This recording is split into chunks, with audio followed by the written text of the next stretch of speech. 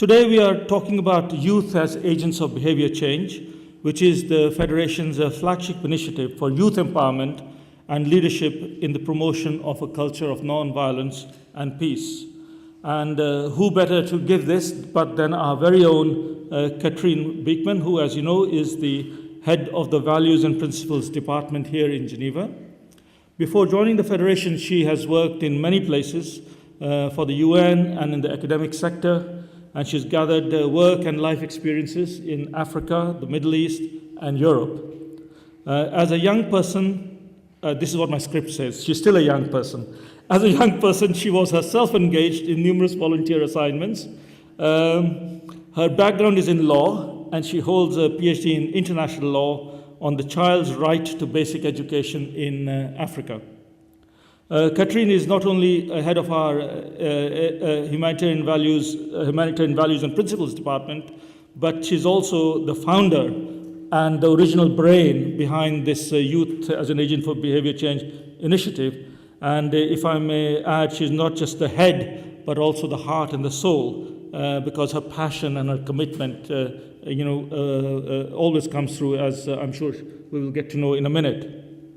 Now, everyone will agree that, and it's easily said, that youth are our future, but of course they are also our present. And looking at the Red Cross, Red Crescent movement, young people of today will lead the movement of tomorrow. But do we really do enough? Do we really seize the immense opportunity to change the future by empowering young people today? By focusing on inner change and the development of interpersonal and life skills, the YABC initiative is contributing to real change, which, as we know, always starts from within.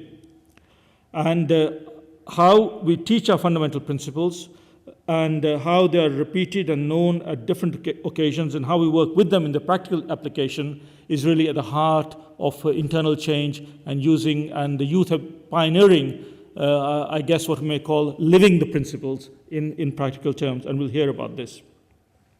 So by doing this, the abstract becomes more tangible, and we can also spread the application of our values and principles much more widely. And in our divided world, where we have many causes to fight, often misguided fights, nothing can be more important than in terms of the social inclusion and the healing touch that our principles above all else are all about. So, may I now leave the floor to you, Katrien, to tell us about youth as agents for behavior change.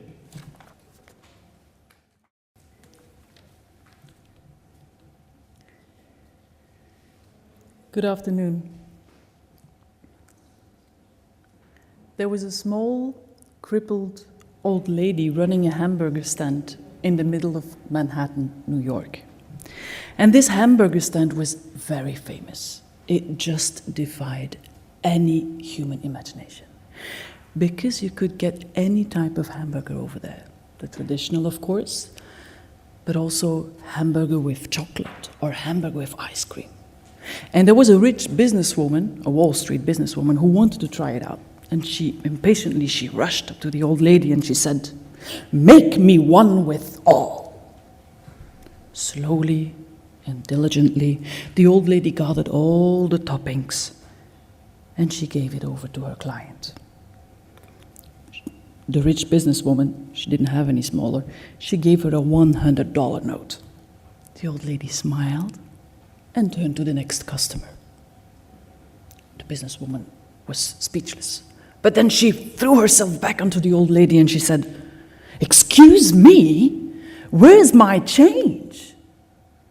And slowly, with a smile, the old lady turned at her and said, "Change, madam, comes from within."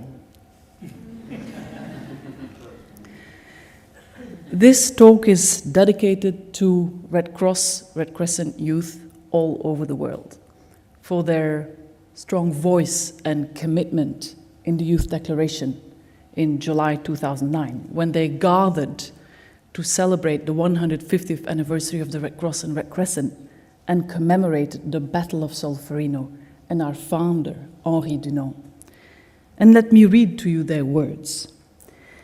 In a world full of challenges, we, the youth of the International Red Cross and Red Crescent movement, commit ourselves to inner change and the development of skills to promote harmony and positive attitudes within communities, and to live our 7 fundamental principles as agents of behavioral change in our communities. When entering this position in 2008, I went through a bit of background reading, you know, these official documents of national society leaders and even of states in international conference. And 2 questions popped up again and again. And they really seemed to me as touching the essence, the hard core of Red Cross Red Crescent. The first question was, how do we go from knowledge and understanding of our 7 fundamental principles to their actual application? In other words, how do we live these principles? How do we do that they penetrate our entire being of Red Cross Red Crescent, and as individuals committed to the Red Cross Red Crescent, how we do things, what we do, who we are? And the second question was, how do we promote a change of attitudes, mindsets, and behavior in the community? And this question emerged as of 1999 onwards, when the Federation in Strategy 2010, took this as a strategic direction. And it's even more prominent now, as we know, because one of the 3 strategic directions in Strategy 2020 is the promotion of a culture of nonviolence and peace. So I went through the documents, and I got already ideas for a kind of like initiative that the department could bring to our membership. And actually, the documents showed that these 2 questions, they were intrinsically related, that it was by living our fundamental principles, by being a living example, by walking our talk, that we would actually be able to inspire behavioral change outside. And there were other elements of an answer. For example, the strength of non-formal peer education for youth, the need to empower youth to take up a leadership role, and the importance of humanitarian education going beyond the cognitive, touching the hearts and the feelings. So this was how YABC was born. What I did is I made a cocktail of these elements, a cocktail that would be kind of like tasty, attractive, and innovative. So let's go back to the central question. How do we live our fundamental principles? Let's take an example, humanity. Jean Pictet, one of the greatest Red Cross, Red Crescent shapers in his work, defines humanity as alleviating human suffering and also treating others humanely. And he highlights also essential humanitarian values that underpin these fundamental principles, like principle of humanity, mutual understanding, compassion, respect for the human being. So how are we able to live this? How are we able to live humanity? Humanity, it's about human connection. It's about relating to the other. It's a two-way flow of energy, of thoughts, of emotions. And I thought that what you really need to live humanity, it's empathy, putting yourself in the shoes of the other. And empathy, whether you call that a skill, a quality, or a competence, that is something that we can actually develop. Another example, the principle of impartiality. Jean Pictet clarifies this as action solely guided by needs, non-discrimination, objective decision-making, not letting our personal preferences dictate or interfere. Now, if we look critically at how we make decisions, we have to admit that often it's not what the other expresses that guides our decision. It's how we interpret his or her words. Or we have to admit that often we jump hastily to conclusions without really trying to get the full picture. Or we would realize that we carry certain bias or that there are stereotypes in our society that will really influence this decision making rather than an objective analysis. So reflecting on how to embody impartiality, skills like active listening, critical thinking, dropping bias seem to me essential. There were two cars speeding in opposite directions on a narrow mountainous hairpin bend. And the woman came driving around the bend, the corner, and at the very last minute, she just managed to avoid the male driver who was driving in the middle of the road. She shouted, "Pig!" The guy was speechless for a moment. And then he threw back, "Cow!" And it wasn't until he had passed the corner of the bend that he saw a pig standing in the middle of the road. Most humans form their opinion of somebody they meet within the first minute. What is it? Intuition? Gut feeling? Or labeling? You know, here in Europe we used to cognitive education, and cognitive education pushes or forces us to break things down, to put them into boxes and to classify them. But how not to label Tom or Mamadou as a crippled foreigner, but as a guy who loves watching football and who takes good care of his kids?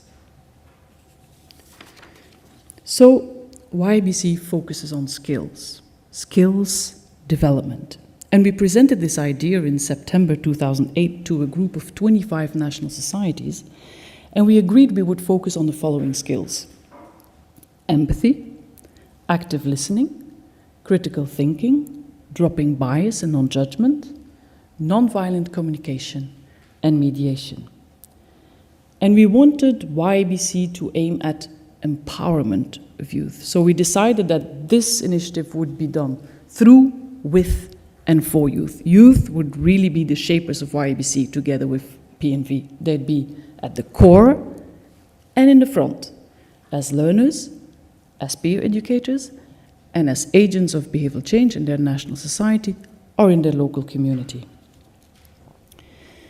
When determining the methodology, we asked ourselves the following question: how can we not only optimize learning, but also engagement and action?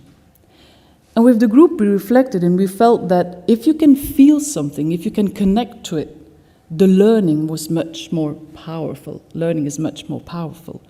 So we went for non-cognitive education, from the heart to the mind.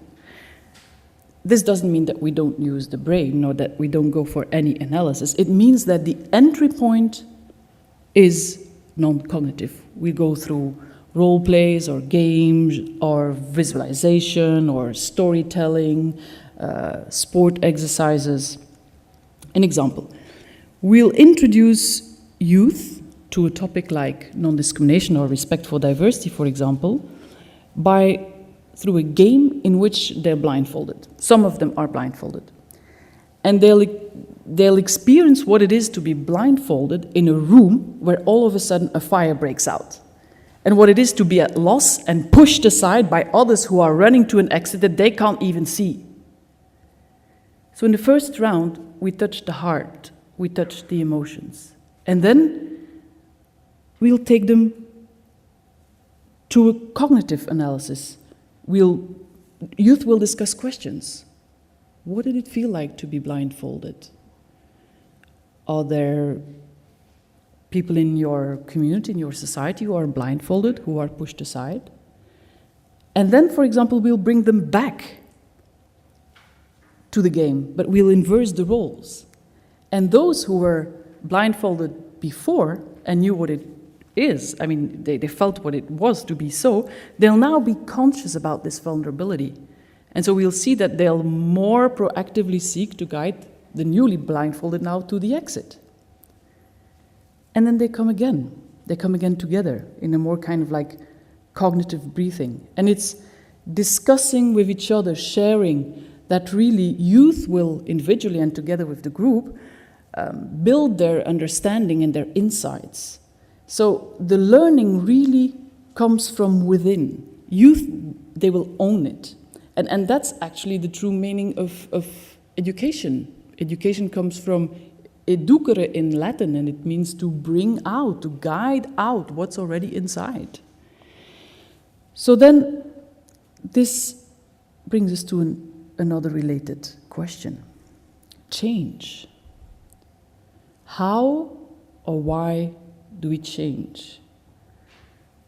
How do we change behavior in society? Don't do this, do that, stop, you can't go there, come here. This is the way many of us parents seek to change the behavior of our kids. But genuine, effective, and sustainable change needs to come from within, not imposed, not dictated, not given into by fear. So the key really lies in choice, in autonomy, in a freedom to think, to take up your responsibility. And what YABC does is it doesn't convey knowledge. It doesn't tell you what to do. What it does, it creates this habit of questioning things, of critically looking at yourself and at things, and at searching for alternatives or solutions with your peers that you own and you can then defend. The same holds for influencing change in the community. What we really need is a platform of trust. And you won't get there by dictating, imposing, labeling, or judging. You'll get there by being open, by showing empathy, active listening, nonviolent communication.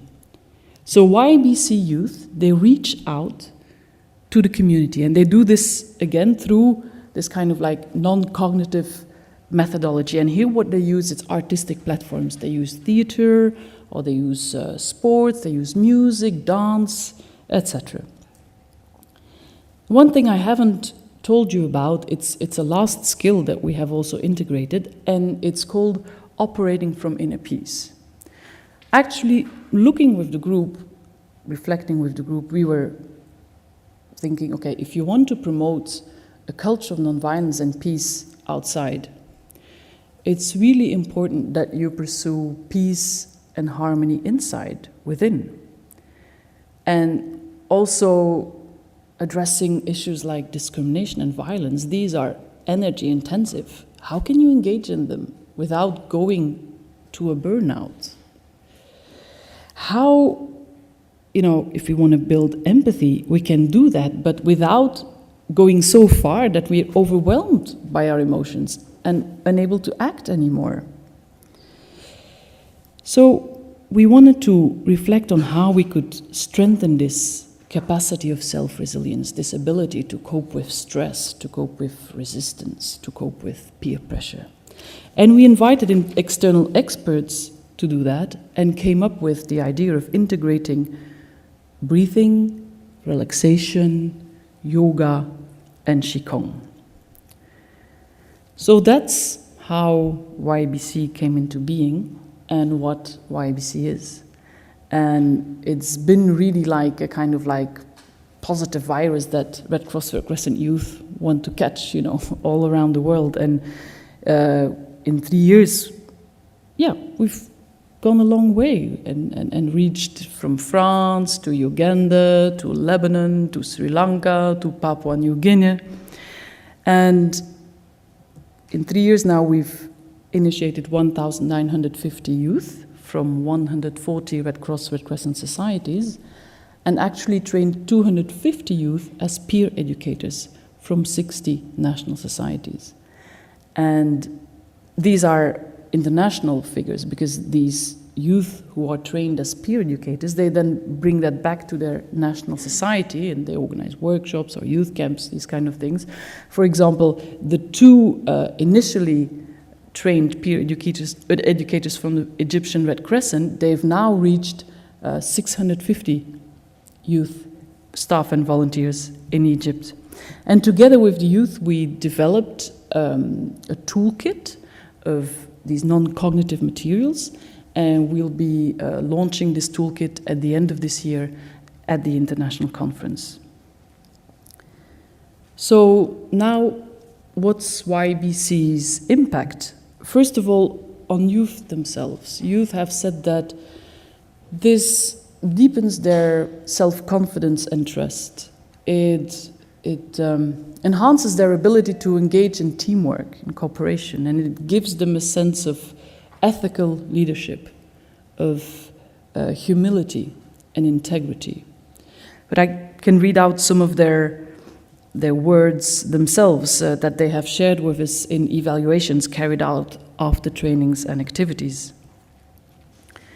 YABC does not just open our minds, it also develops our ability to challenge assumptions, change our perspective, and think in a different way, which results, for instance, in finding alternative solutions to violence.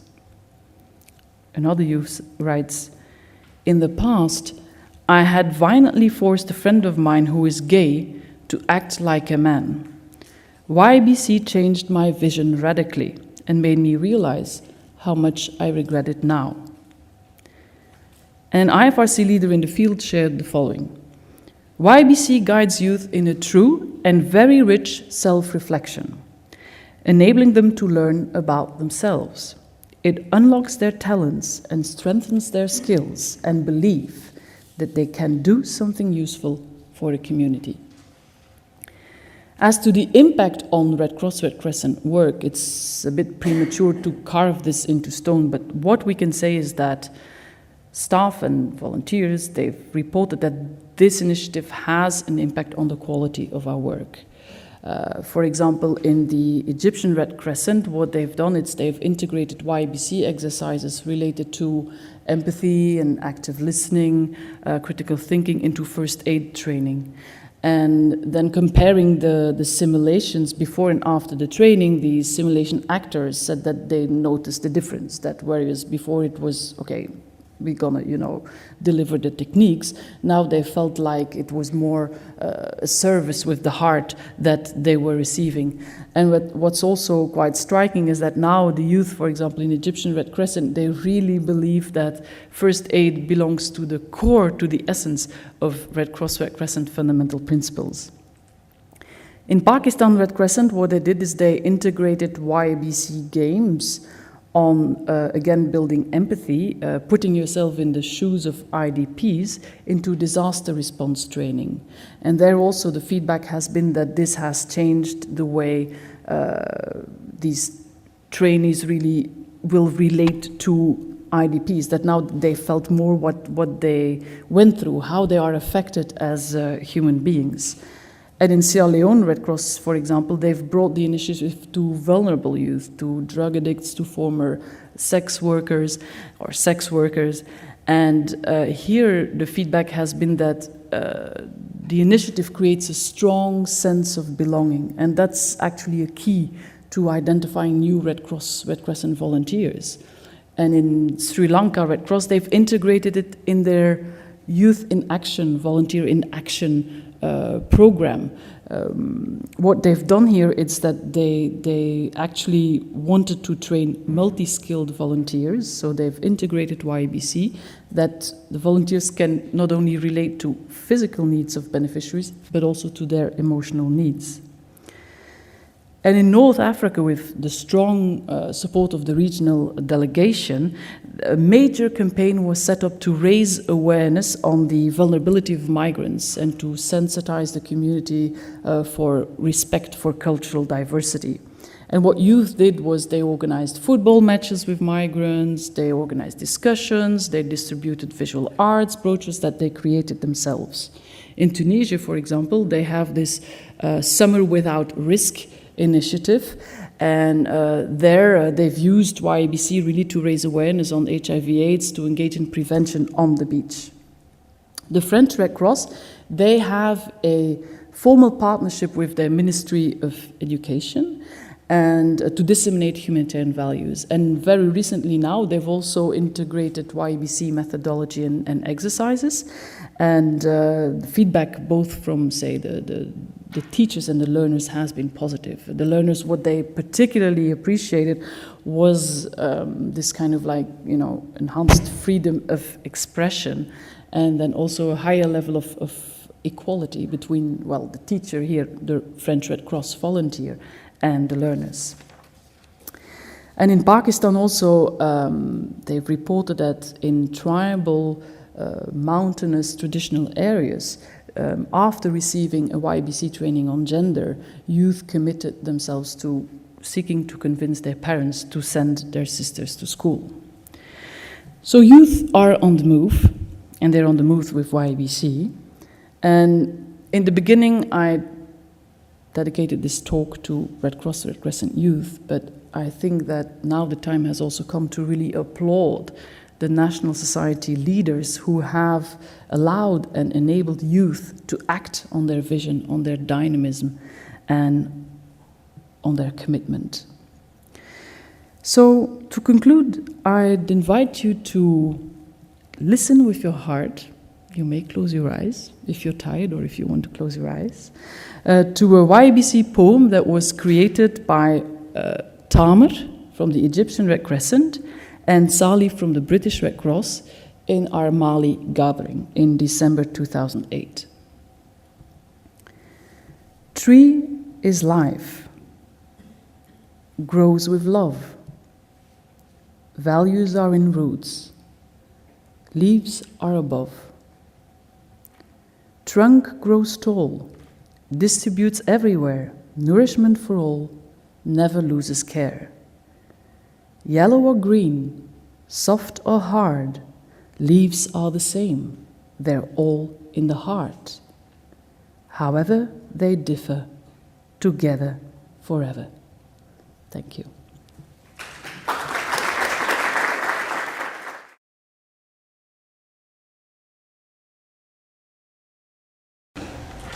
Change comes from within. How do we live our fundamental principles? How do we build trust and empathy? The platform of trust through empathy. How do we catch the positive virus, as you said it? And how do we operate from internal peace? I mean, all these things are, I think, probably relevant, very relevant, not just to youth. But let me open the floor to all of you youth of all ages, and with some of the answers to some of the challenges that you raised, and also to sort of consider how some of the inspiring and uplifting ideas that Katrien has shared with us, how they might also shape our work, whatever we do, wherever we are. And there are people online, and I think if there are people online, just we'll give them priority, so let us know when they wish to intervene. So floor is open. We have a question from Tom, who works for the Red Cross in New Zealand, and he says, I'm very interested in this initiative and would like to introduce it in my national society, and maybe you could let me know how this could be done. Well, first of all, Tom, it's great that you're interested in YABC, that this talk has managed to inspire you.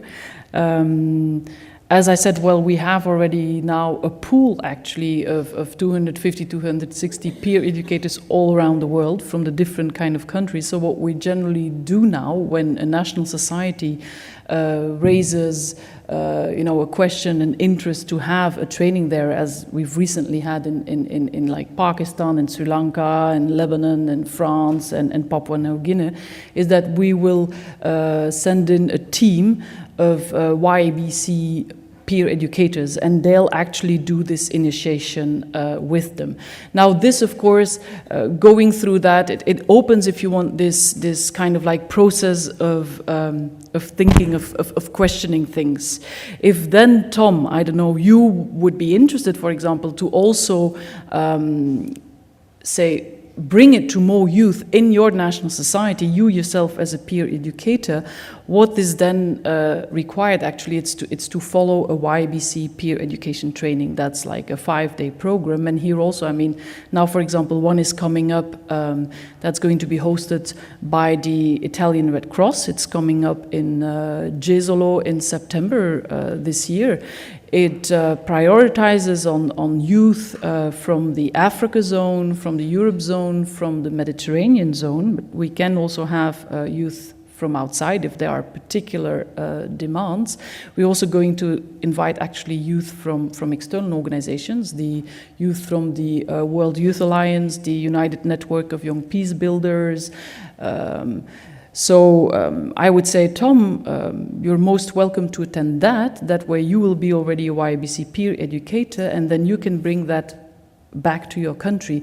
Also, what's important is that we have a system of kind of like peer support or peer coaching or peer mentoring, however you want to call that, in the sense that already more experienced YABC peer educators, they will assist you, accompany you, and do the training there.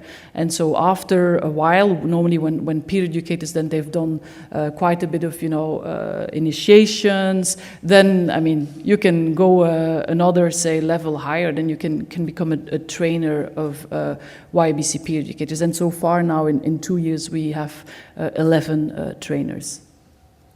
We have a question from Nahid from Sudan, and she would like to know, do you believe this initiative and the methods you use could be integrated into the formal education of a country? And if yes, how?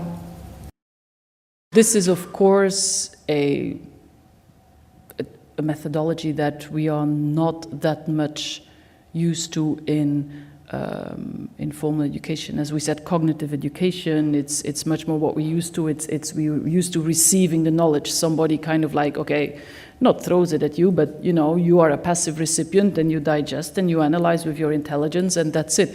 This is a methodology really where you take actively part, where I mean, you relate to the emotions. It would definitely, I would say, what would be great to bring into school curricula, it's not just, I mean, a focus on maths and languages, or not a focus on just building skills for employability later in life, but it's bring in skills that are really, I mean, these kind of skills that are related to culture of nonviolence and peace. Because today in the globalized world, I mean, from everywhere, what we really need, with different cultures, mixing different religions, mixing a different flow of ideas, it's to create that kind of openness, and there is nothing better for that than exposure already. So if we can, I would say, integration in the formal school curricula, well, I see we have a lot of colleagues here from ICRC, and they have, of course, a decade-long or even more experience in integrating the exploring humanitarian law into school curricula, and that's a tough thing to do. It requires a lot of training also of the teachers. They need to know the subject, they need to relate to the methodology, and as this is something like really innovative, I mean, it could be difficult, but I think what could be done, it's like, for example, what the French Red Cross does, or what Ghana Red Cross does, or I know that the Danish also, they bring in humanitarian values in schools, is that, there could be a partnership between a national society, for example, and Ministry of Education and national society, youth, volunteers from the Red Cross or Red Crescent could bring that to the learners. And actually that really, that's what apparently the French here, young kids, because they were 12-year-old, really also appreciated this, okay, not really peer, but still you're interacting with somebody who's not like formally dressed, but, you know, cooler, and who speaks your language and who listens to the same music, etc. So it's could be kind of like, yeah, partnership, like, you know, strengthening the, local action of national societies in the country. But my question is about, because now it's quite much like a federation-led project. Of course, the youth have also adopted the project. But in the future, if you want to develop that, have some national societies adopted the idea? Perhaps in the future, who will lead these programs? Who will educate the peer educators and things like that? So will it be always a federation-led project, or have some national societies really showed some interest in adopting the project? Okay, while you answer that... Okay. Well, I mean, the whole approach, it's done with the youth of national societies, as you say. It's a bottom-up approach, but the initiative needs to be, you know, relevant and useful for our members. And so far, actually, it's the youth who have called upon us to bring it over there. And we've seen that, I mean, with some youth have managed to really convince their Secretary General or other leaders that this is something that's valuable, not just for youth, but also for volunteers or for people of all kinds of ages. So what we've seen is that in the field, the mainstreaming or the integration has started, you see, because what YABC really does, it touches on the quality of our work. It's this kind of like comparative advantage. If you want to make the difference between a nurse and a Red Cross, Red Crescent nurse, I mean, you know, it should be in the way she relates to others, the empathy that she conveys, etc. Now, this being said, yes, it's federation-led with this, in beginning, the network of 25 national societies, which is larger now. But let's say that it's not, we don't necessarily go somewhere to bring YABC, because we have this pool now of peer educators in different national societies, you see. They can go, I mean, when there's a training desired in a national society, we can send somebody from Macedonia, we can send somebody from Colombia and from Philippines, you see. I mean, I would personally love to see this thing, the YABC initiative, really actively, say, driven forward by the membership. I mean, that's the purpose. The purpose is not that it stays here within a department, etc. Already now, I mean, this is, we're liaising a lot with the youth action and volunteering department, and so if the national, and also recently now we've started to work together with the ICRC on finding a kind of like, okay, exploring humanitarian law, and then YABC. Is there a way that, you know, we could develop something that's also more non-cognitive, that, for example, national societies reaching out to more illiterate populations they value? So I would say this is a question that I really throw to the network, and I throw to you, that we can collectively reflect on, you know, how to best now, again, bring it up to a next level and get like really the whole membership behind, and where then it should be seated or who drives, etc. The relevant question is that it's useful, it has an impact, and it moves forward. Okay, I think... Colin, go ahead. This morning there was a ministerial meeting at the ECOSOC that was co-sponsored by UNFPA, UNESCO, UNICEF, and the topic was youth and what we've learned about the whole social media movement in terms of youth and what it all means for education. And just to follow up on what you just said right now, everybody that was in that room, and there were a lot of education ministers, there were private sector partners, local ambassadors, they were all talking about exactly what you said, this importance of non-formal education. That what we've learned from the whole social media movement and its impact on youth is that non-formal education is in fact becoming more and more important. And the fact that schools actually should be all about life, and not just about practicing for life. These are the two really interesting things that came out of this. And then I raised the topic of YABC and very briefly described it, and it really was met with a tremendous amount of interest. There were quite a few people who stopped afterwards and sort of asked questions and shared that these were ministers of education, particularly from a couple of African countries. So clearly there's great interest in that. Anyway, so to shorten this, the question is, what's amazing to me is that this program has been taken up by 140 national societies in 3 years. And I just want to know if you can quickly tell us, what do you think that the secret of this success has been? And how can the rest of us learn from it for some of the other initiatives that the Federation launches? Well, the secret, it's enthusiasm, it's belief in what we do, it's being fully behind it, it's dynamism of the people, you know, the team, Kelly also sitting there, and Kate sitting there. They've also worked a lot in the beginning. Christophe Lanor, I see there. You know, it's that's part of the secret. It's really believing in what you do, being carried away, carried with it and through it, and bringing it everywhere. That's, I mean, I guess inspirational. Another thing is then bringing it, of course, to meetings, but really relevant meetings. I mean, the regional conferences have always been very useful. A great step forward for us was also the youth gathering in Solferino in July 2009, because there you had all of a sudden about 400 youth from 104 national societies coming together. And what we did, it's prior to that, 2 months before that, we trained 40 peer educators to bring that to the youth there. So they were able to organize 5 workshops for 250 youth, and that of course then has that kind of like multiplier effect. Also crucial since the beginning has been the support of the Youth Commission. With the Youth Department, we've taken it to the Youth Commission, they've put it into their plan, they sent representatives to different meetings, also to guide, you know, the decision-making process. Another thing is the fact that what we have done, it doesn't come out of the blue. It really fits within the, say, decision-making framework of Red Cross, Red Crescent.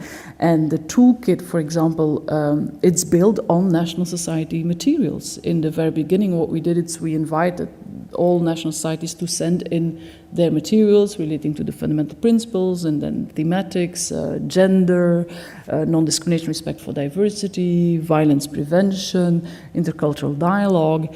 And we gathered a lot of materials. And what we did then is we put, people on screening them, which ones are say, the most non-cognitive that would relate to our methodology. And then we brought together a group of 15 youth from all over the world, again, Red Cross, Red Crescent youth, in a small chalet in the Swiss Alps. There was 1 meter snow. It was in March. There was no way escaping. Everybody just had to work.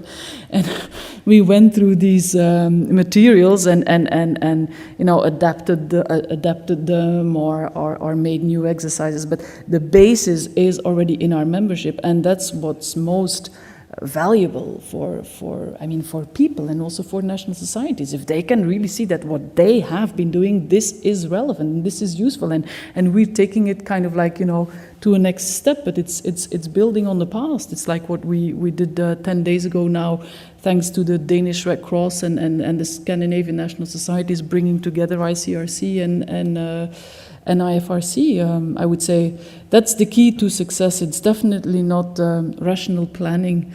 It's carrying it with a lot of enthusiasm and dynamism and I guess meeting people then who are aligned, and then brainstorming with these people and taking it forward. Yeah. I'm here representing the Canadian Permanent Mission to the UN, and very glad to be here today. I am with the human rights team of our mission, and one of the issues that I follow most closely is violence against women. And Canada is the main sponsor of an annual resolution in the Council on Violence Against Women. And just last year, in fact, the focus of the resolution was on prevention. And your talk today, I think, very rings very much, is very relevant for me, and from the point of view of the work that we're trying to do also within Human Rights Council. And the resolution last year very specifically address the fact that, of course, violence against women is rooted in discrimination, unequal relationships between men and women, and calls on states to take various actions to try and address those stereotypes and biases and practices that are harmful toward women. And I certainly can see that this innovative initiative has a lot of potential in terms of helping efforts to eliminate violence against women. Mm-hmm. And I'm really interested in hearing more about whether you're thinking of other partnerships or scaling up the kind of work that you're doing to other areas, just in terms of, and perhaps this is fairly new, but just wondering what kind of thoughts you have in terms of future sort of expansion or scaling up of the initiative. Thank you very much. Okay. So far, this initiative, it has kind of like evolved like clay dough, and that also probably relates to, in a certain extent, to your question, Goli, in the sense that, it's been molded by, yes, of course, by the Principles and Values Department, but by the network of 25 national societies, by the youth who were, engaged in it, who've been more and more active in it. So I think now it's come to a stage that really we have to bring everybody together again to kind of like, critically and creatively think of, okay, how can we, bring it to the next stage? Now, of course, in terms of partnerships, yes, we're interested in partnerships. That's why we are, for example, inviting youth organizations to the next training. We'll be invited UNESCO, their network of associated schools. We met yesterday, for example, with the International Youth Foundation. So this thing, I feel it's like Google, you throw it out, and if it's used, that's great. It means that it's useful. So the toolkit will be brought online, will be made available online. And I would say that any ideas also coming from your side. I know that, of course, the Canadians, they are very much on the same line of thinking, and I know that, for example, in some of the provinces, youth, they have to take kind of life skills training and also engage in a period of voluntary service to get really their secondary school degree, and that's really on the same, line of thinking. So yes, this is a more non-formal thing, but can be partnerships, that we can work on. Mm-hmm. Taro Walenius from Helsinki would like to know in how many national societies is this project implemented, and which regions are the most active and why? And he would also like to know, is it possible to contribute to the toolkit even though one's national society is not involved in the project? Implemented, let's say that through, for example, Solferino Gathering and other major youth gatherings, like the youth actually on their initiative, they wanted to organize a pre-forum to the Regional Asia-Pacific Conference, where they did, a YABC training of peer educators. So there, of course, that's how we've brought it to other national societies, now youth from 140, where it's actively implemented through peer educators being trained, through workshops, youth camps, bringing it to the community, integrating it in other areas of Red Cross Crescent. I would say now we stand at 60. The regions that are most active, it's definitely the MENA region, together with Asia Pacific. Strong leadership, dynamism from IFRC, heads of zones or regional delegations, country delegations. And then with regard to the toolkit is actually now being finalized, because it has been piloted now for a year and a half. So to contribute at this stage, it's rather late. However, I'm sure we'll find a way that the youth person there can learn about it, or can be involved in the activities and carry it forward. Katrien, as we come to an end, you can see the thing pinging. I was sort of reflecting really on Goli's question, why is it successful? And I think you answered in a very measured way. But I think maybe the heart of the matter is that everywhere in the world people are searching for something, that they're not satisfied with institutions, with, as you put it, rational plans and so on. That in a sense, if whether ministers of education attending what must be, what I hope was an interesting meeting also, but in other respects, or whether there are people out there trying to make meaning out of their lives in all sorts of worlds they inhabit, they are looking for some ways of doing good, or some ways of, in a way, practicing what they know are good things to do. So in a way, the methodology is not just about